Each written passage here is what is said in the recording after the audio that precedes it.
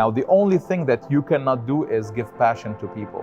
And for me, when I'm talking with someone, I fundamentally believe if I ask them a technical question and they don't know the answer to it, that is totally fine. Because people can learn, people are made to be susceptible to increase their knowledge and to learn if given the right environment and the right boundaries. So I look for passionate people. I look for people that they have a desire, they want to be part of something, and then I give them all the spectrum to actually hone their skills and make sure that they fit perfectly within the team. There's another way you get fired real fast. Don't make any mistakes. Now they know I've lost my mind.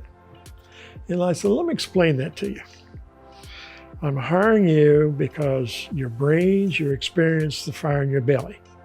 I want you to do is have the freedom to see where we are and go out and try to improve it.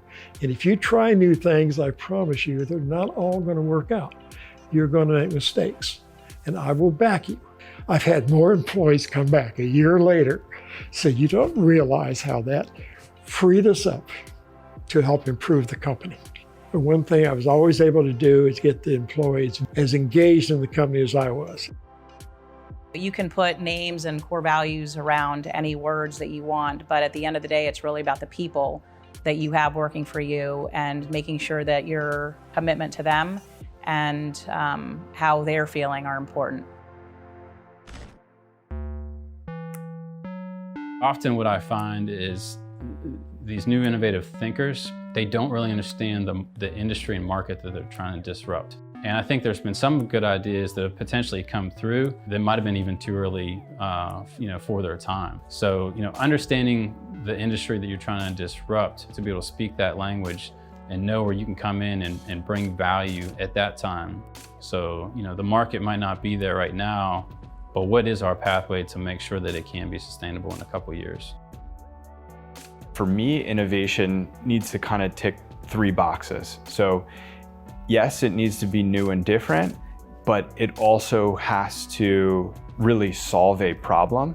There's a lot of cool solutions out there, but if it's a solution that doesn't have a problem, then it's not as valuable. And then the third one, it has to solve that problem in a cost-effective way. We funded this whole thing through credit cards. We used up our 401ks, borrowed from family and paid them back. I did get involved in an angel fund that really was not a good experience. But essentially, outside of that small amount, we've self-funded it with every single bit of profit we've ever made and with every single dime we ever had, including most of our paychecks, everything above the bills. I think that venture funding has a great place, and it has to be a good match. And to remember also that you are also interviewing a venture funder as they are interviewing you.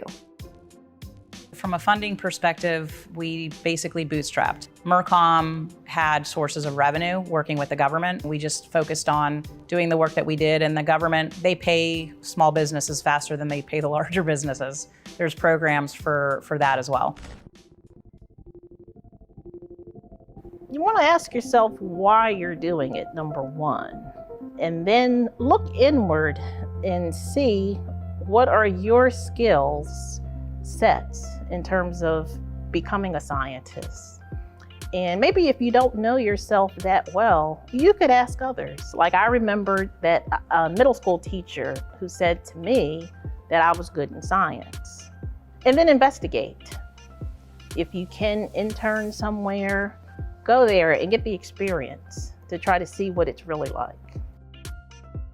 Start with what you're interested in. Start with what you're excited about. Start with what you're passionate about.